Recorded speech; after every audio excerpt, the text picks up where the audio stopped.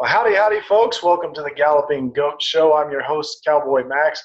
And on my show, my goats and I travel around the community looking for the goats. Now, I don't mean the bad type of goats. I mean the GOATs, the greatest of all times. The people that are out there in our backyard, they're doing great things in our community that make this world go round. It's another one of our small business editions. And today we've got Daniel Sanchez with Oval Dogs Coffee. Daniel, how you doing? I'm good. Good. It's good to hear from you. It's good to see you, man. It sounds like, I've been watching you on Instagram. I follow you there, and it looks like you guys are still plugging and chugging. Yeah, we've kind of shifted our business model, but we're staying busy, so it's good. Man, I want to talk about the shift in your business model, but first, kind of give me a rundown of what is Oval Dogs? Well, Oval Dogs started as a roastery, and originally when we were looking at our first location, we based it around that idea of a roastery, a place where we could roast coffee and really, highlight the different flavors and the different places that coffee comes from. And we found a spot. It was in the middle of Rio Rancho where there aren't a lot of coffee shops, and so we ended up opening up our tasting room as a cafe. So now we're a cafe and a roastery. Is that motorcycle too loud? What's that?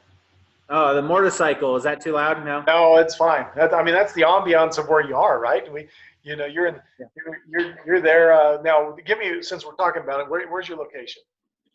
It's on 661 Quantum, so it's in the back of a neighborhood, and then there's a little street with the police department and school district, and a few other little businesses right next to Northern and 528. Northern and 528 are the big crossroads there, and it's a nice little quaint little cubby there. It's kind of a nice place to go and have coffee and love your shop. It's great. You hit on something that's interesting to me. I'm not a connoisseur of coffee by any stretch. I drink a lot of coffee. But you were talking about, you had interest in where coffee comes from. And that's intriguing to me because I don't ever think about it. It just comes, I pop it in the Keurig and out comes coffee. But there's a lot more to it, right? Yeah. I mean, it's been one of these things where coffee, where it comes from and, how much it goes through before it gets to the consumer has kind of been a mystery for a really long time. One of the reasons why coffee is called, sometimes you'll hear the word mocha or Java mocha. Java and mocha are two different countries where coffee used to come from. And then they started selling it out of Brazil, and they still called it mocha and Java. And so, the name of coffee has been named as places that it doesn't actually come from anymore, or not as much. So, and then you'll even have there used to be a commercial where somebody would cut open this bag of coffee, like it came right off the mountain and it would be roasted already. And so it's like, well, how does coffee even get from green beans to brown beans or from whole beans to, ground up? It's a whole mystery. So there's a lot to it, and it's been kind of fun to walk. Kind of the Cliff's Note, the quick version of because a lot of us don't even know what a coffee bean is. So give us a quick rundown of where, is it grown on a tree, a plant, in the ground? What is it, and then how you get it into your cup? Yeah, it's mostly it's a shrub type tree, but sometimes the trees can get up to 7 feet, 8 feet tall. Usually those are in Ethiopia. The ones that are on farms are a little bit shorter. And the fruit that comes off of a coffee plant is a little red cherry. It's about the size of a cherry. And inside that pod or that cherry, you'll have two little seeds, and those two little seeds are the coffee beans. And that's basically what coffee is a seed. Okay. So it's not actually a bean. It's not a legume or anything to that effect. Okay. All right. Well, see, there you go. You already got me. I thought coffee beans, but they're actually a seed, which makes sense. It's inside of a fruit essentially. And okay, so we get this cherry-like fruit. We've got 2 seeds in it. How did we then get it to where we can grind it up into coffee? Well, that's one of the interesting things because the next step has a lot to do with flavor, and the next step is actually not roasting. The next step is the fermentation vats and the drying process. So you may have heard of the term natural, and that's a process that sounds like, oh, it's natural coffee, so it's a lot better than the non-natural or it almost sounds like organic, but natural actually means where they'll take the cherry that we were just talking about and they will leave that out on drying racks and they'll dry the cherry with the bean inside of it. And then washed is the other process. And washed is where they'll take the beans and they'll wash all the cherry off. And then there's 2 other processes in between that. But those are the 2 main processes. And those have a lot of impact on the flavor of the bean. As you can imagine, if you're drying the cherry or the beans with the cherry all around it, you're going to have a lot of different like kind of fruity flavors that kind of accompany it. And so a lot of times that will come through with naturals. And so our Ethiopia is an example of that, where it's got a lot of like a blueberry esque flavor to it. And then washed is where like our Mexico is washed, and what is the other one? Well, most of them are washed. Our Rwanda's washed. Papua New Guinea is washed. And those ones will end up having a little more of the nuttier side will come through. Our Rwanda actually has a really floral flavor to it, which is pretty interesting.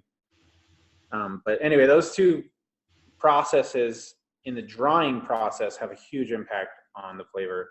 And then after they're dried, they're then milled and then, they take the chaff off the beans. I'm getting everything wrong.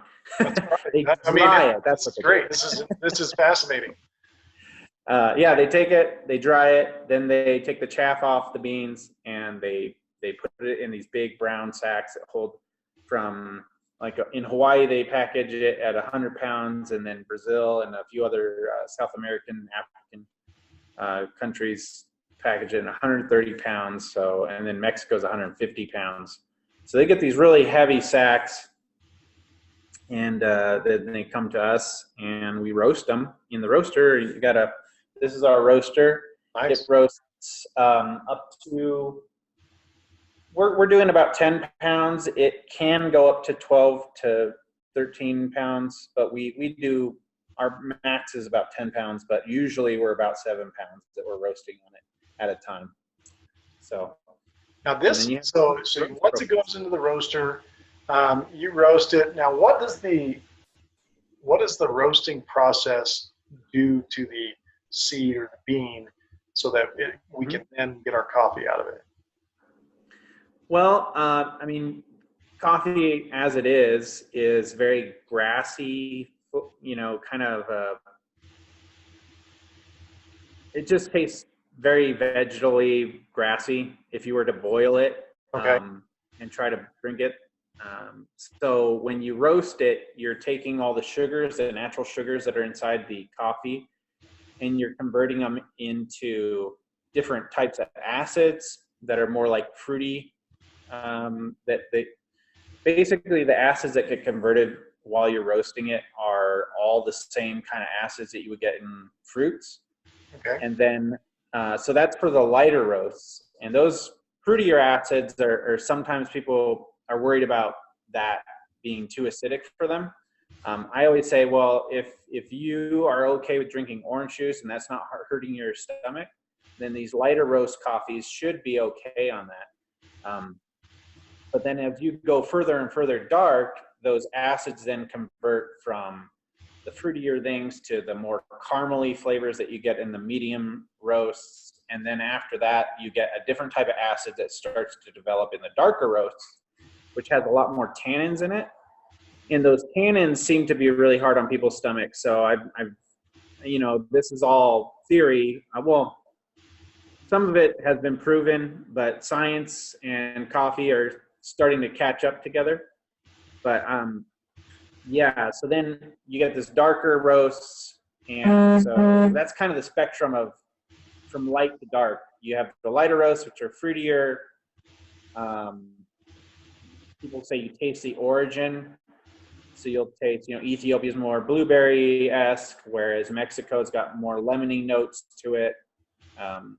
Some other South American countries have like a cherry flavor. We have one that's got a really distinct lime note. Like, Wow. we have, yeah, it's really interesting. No lime juice in it, so it's safe. But That makes it really interesting. It's amazing to me because I know that people like you and I mean, you see this in the wine industry, in the beer industry, and all of these things. Those folks that are used to this. You can taste those different nuances in the flavors and the coffees. And to me, I know whether it's either that's really bitter, or okay, that's pretty smooth, I can handle that. But yeah. And so the next process, we would grind it down, and then we percolate water through it. Is that kind of where it goes? Yeah, and everybody has their different ways that they want to do it. I always think, like, if somebody wants a really strong coffee, they're usually thinking dark roast, but we have impressed people with our more light or medium roasts by just getting the amount of coffee that we put in the water at a good strength. And so it's still really strong flavor, but it's not as dark roast. Okay. I've noticed that one of the things that happens when you roast dark is the bean becomes more soluble. So it dissolves into the water a lot easier. And so for somebody that wants a strong drink, they'll say, oh, these light roasts just aren't strong enough. But usually you can fix that by just adding more coffee to it or grinding it a little finer, and you'll get more of that flavor into the cup. So, Daniel, it's fascinating how much you know about your trade and your craft. And how did you get into this? How did you figure all this out? I mean, talking to other roasters has been a huge help.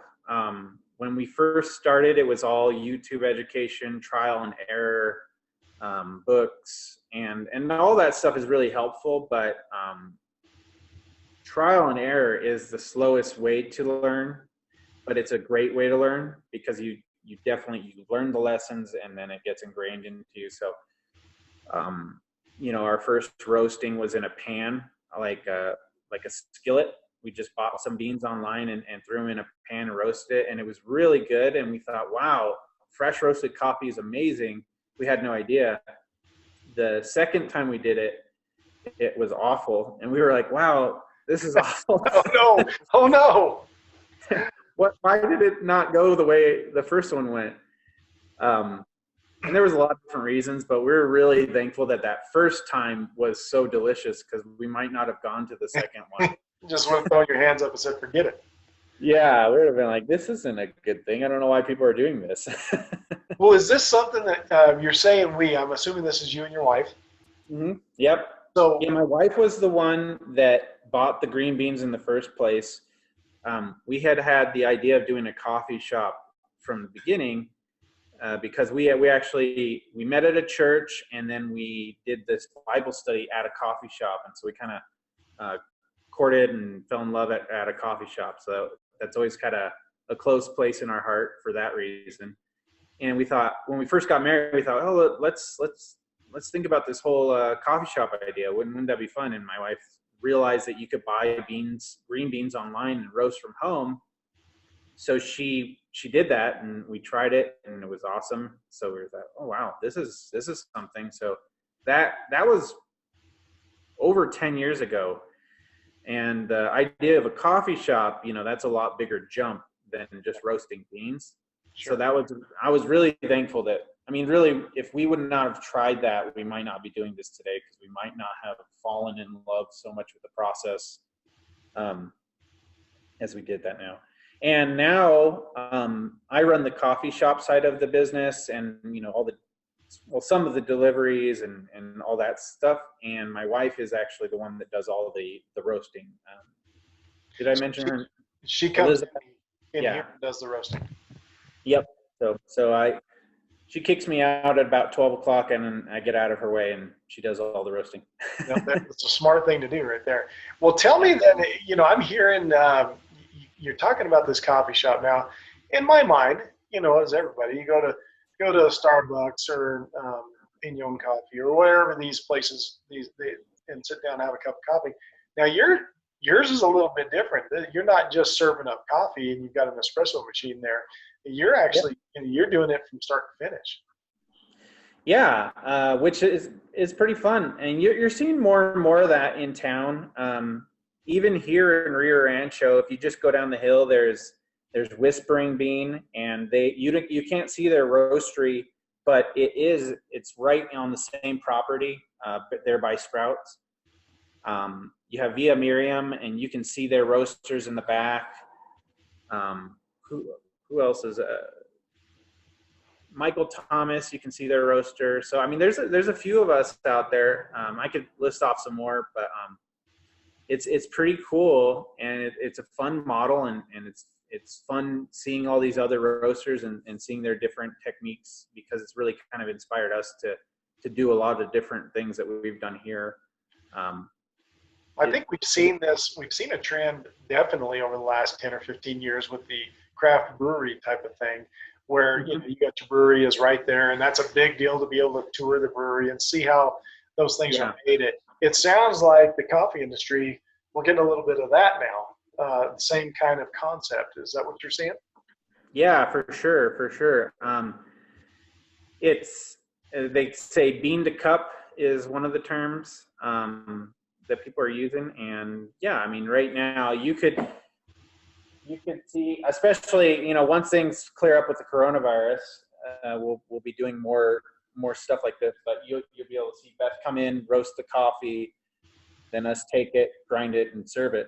Of course, you can't do all that in one day because the beans need some time to rest. But it's all right here. You can see it all be done in one little spot. So it's pretty cool. Well, you mentioned that you're doing deliveries now. You said a couple different things. I want to talk about you said you're canning coffee now, and I want to talk about that in a second. But your deliveries of are you delivering a lot of whole beans or ground coffee or both? Is that what you're doing? Yeah, I mean, we grind up for people, but it's mainly the whole beans and the ground coffee. We're not doing our drinks just because it's just me and my wife. So if we could have the deliveries done, but we're only open right now Monday and Friday, so that the rest of the week we wouldn't be able to deliver the drinks. Right. So that's mainly why we're doing it that way. But then we've got the cold brew, of course, that we're now able to deliver with the beans. But yeah, I mean. So they're in your shop, in a normal setting where I can come into your shop. I can do a couple different things. I can buy a cup of coffee you're going to brew it right there for me. I can buy ground coffee in packages. I can buy the beans in packages if I want. Yep. And then you've got cold brew available that I can buy. Yep, cold brew. We actually, right now, our cold brew is cold brew lattes. So we've kind of been expanding what we're putting in the cans. So we don't have a pure black cold brew that we have in cans, but we have a honey latte that's mixed with the cold brew and a mocha latte, or we're calling it a cafe mocha, which is chocolate and coffee. One of the things that really interested me when you're talking about, you just mentioned the honey. I think, when I was there having some coffee with you, you have all natural type sweeteners and a lot of local type products that you're enhancing the coffee with a little bit, right? Yeah, everything. I mean, I'm trying to think what is not local here, because we get our beans from the farmer's market. We get our mugs that are ceramic. They're from the farmer's market. We get our chocolate from a local chocolate roaster in Eldora Chocolate. They're great guys. They believe in all natural products, so they're pretty awesome to work with. And I mean, our pastries are all from a local baker. So yeah, it's very local here. It's pretty fun. That's one of the things that makes it so great. That one is the atmosphere, but then you're local, you're right here in Rio Rancho, but then, you know, infusing that New Mexico local culture into it is really makes it more, it's an authentic experience, not just a cup of coffee. Yeah, no, it's it's so fun, and you know where things are coming from, so it gives you kind of a peace of mind. Um, every once in a while, I'll go get something for like a bigger event, and I'll get like pastries from Walmart or something, and I'm like, why did I do that when, if I would have planned ahead, I could have gone to the bakery, Sure. and then there's just so much peace of mind there. So it takes a little bit of thought, because you can't just call the baker and show up in a half an hour and get all kinds of pastries. But when you be thoughtful about what I'm doing, and then I can make some pretty awesome things happen. So.